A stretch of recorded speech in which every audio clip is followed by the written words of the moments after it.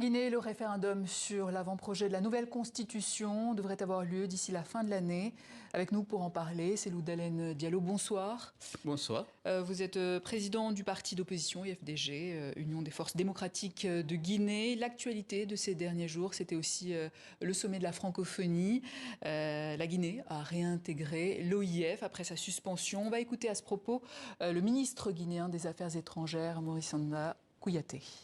Les nouvelles autorités guinéennes conduites par le président Doumbouya ont fixé un cap de refondation du pays.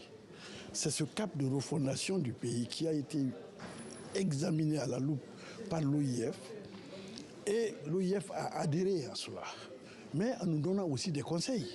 Parce que c'est ça, on est souverain, on fixe le cap, mais on tend la main à nos amis pour qu'ensemble on puisse construire quelque chose. Pour qui? Pour les populations guinéennes. Monsieur Dalein Diallo, l'OIF qui adhère au cap fixé par le pouvoir de transition, qu'est-ce que ça vous inspire? Mais attendez, permettez-moi de réagir à la réadmission de la Guinée à l'OIF. Oui. Parce que le moment est mal choisi. C'était vraiment inopportun. C'est au moment où il y a la disparition forcée de Fonike Mangue et de Bill Loba, deux activistes de la société civile, arrêtés par la gendarmerie et les forces spéciales, et qui sont aujourd'hui portés disparus dès lors que les autorités ont dit ne pas savoir qui les a arrêtés, où ils sont.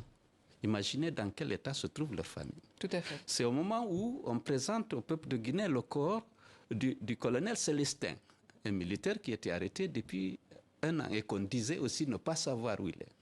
Et c'est au moment où les radios sont fermées.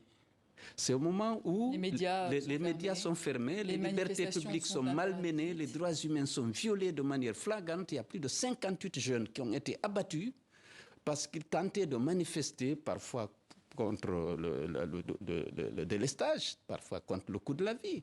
C'est en ce moment que l'OIF a choisi pour accepter la Guinée.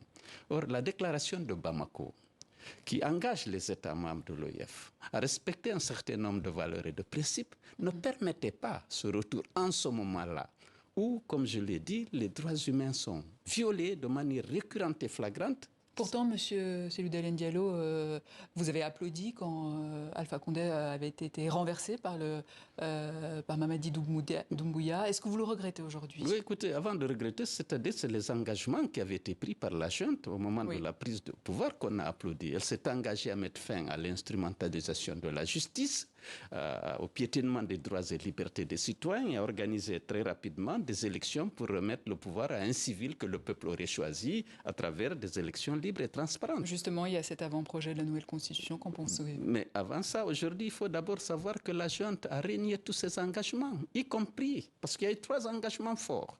Elle s'était engagée à protéger les libertés publiques et les droits humains. Elle s'était engagée à organiser avec diligence le retour à l'ordre constitutionnel par des élections transparentes et inclusives. Elle s'était engagée à ce que les membres de la transition, les responsables de la transition ne participent pas à ces élections. Ça a suscité une certaine confiance et un soutien de toute la population guinéenne. Or, tous ces engagements sont trahis aujourd'hui.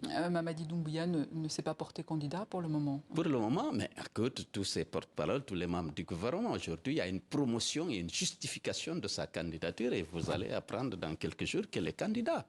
Et donc, s'il aura trahi son serment... C'est un procès d'intention donc, que vous lui faites là? Pardon? C'est un procès d'intention, non? Mais vous avez écouté les membres du gouvernement à toutes les campagnes qui sont organisées aujourd'hui dans le pays pour justifier sa candidature et pour promouvoir sa candidature, alors qu'il a prêté serment de ne pas le faire.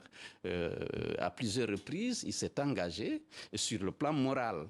S'il le faisait, ce serait vraiment quelque chose d'extrêmement grave. Quelqu'un qui prétend diriger le pays, qui ne respecte pas sa parole, sur le plan moral, ce n'est pas bon. Et sur le plan juridique, il a préparé une charte de la transition dans laquelle il a mis en bonne place l'interdiction faite aux membres, aux responsables de la transition. Oui, l'article 46. L'article 46. Vous êtes en exil, M. Cellou Dalein Diallo, depuis 2 ans. Vous n'avez pas participé à la rédaction de ce texte. Le président du CNT a affirmé sur notre plateau ici que toutes les formations politiques ont envoyé leur contribution écrite. C'est votre cas? Oui, c'est mon cas. Nous avons envoyé une contribution. Nous nous sommes élevés contre la suppression dans la nouvelle constitution, dans les dispositions transitoires, justement des articles 46, 55 et 65. Parce que c'est ces articles qui interdisent la participation des responsables de la transition aux élections. Donc, à cet égard, c'est vrai, mais écoutez, personne n'a tenu compte d'aucune contribution. La charte avait été rédigée sans la participation des populations, mais on a pris acte puisque la charte reprenait, protégeait bien les libertés publiques et les droits humains et s'engageait à faire respecter par les autorités l'ensemble des engagements internationaux de la Guinée. Alors, le 25 septembre dernier, vous avez appelé dans une vidéo vos compatriotes à l'union sacrée contre justement l'éventuelle candidature du général Mamadi Doumbouya. Donc vous appelez à manifester alors que vous êtes en exil, hors sol donc?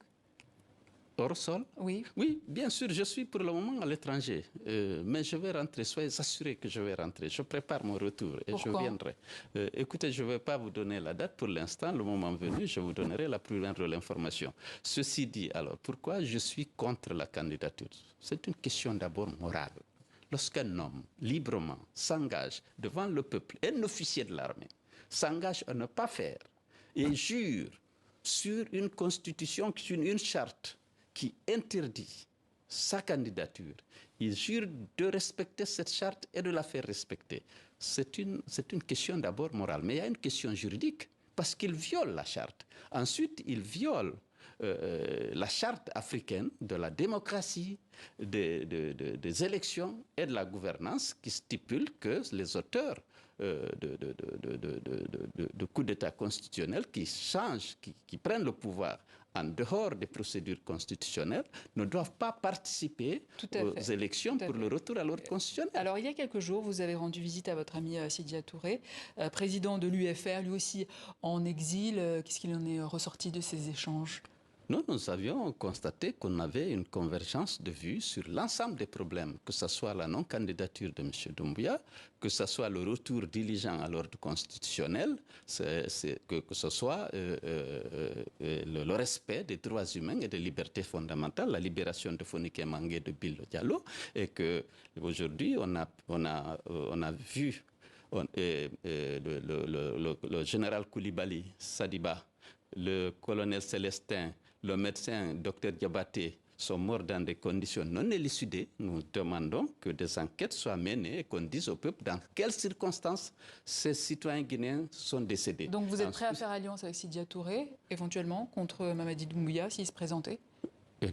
Bien sûr, c'est ce qu'on a dit. On est tous d'accord, nous, au niveau des forces vives. Et dans mes entretiens avec Sidya, on était d'accord pour exiger la libération de Fonike Mange et de Bilo, pour exiger que des enquêtes soient diligentées pour expliquer aux Guinéens dans quelles circonstances le général Sadiba Koulibaly est décédé et dans quelles circonstances également le colonel Célestin et le docteur Diabaté sont décédés. Monsieur Cellou Dalein Diallo, on rappelle que vous êtes accusé dans votre pays d'avoir bradé l'avion Air Guinée et de vous être enrichi lorsque vous étiez ministre des Transports sous Lansana Conté. L'homme d'affaires et politique Eladj Mamadou Sylla, qui avait racheté la compagnie Air Guinée à l'époque, vous a plusieurs fois défendu dans cette accusation. N'est-ce pas suffisant pour vous aider à affronter la justice, à retourner dans votre pays, à en finir avec cette vieille affaire qui traîne? Écoutez, tout le monde sait que dans cette affaire, je n'ai joué aucun rôle et que je n'ai aucune responsabilité. Donc il est temps de rentrer. Non, ce n'est pas le motif, ce n'est pas la peur de la justice qui manque de rentrer. Je ne fais pas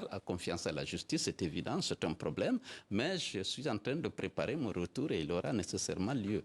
Cellou Dalein Diallo, merci. Je rappelle que vous êtes le président du parti d'opposition UFDG en Guinée. Merci, je vous remercie. Merci à vous.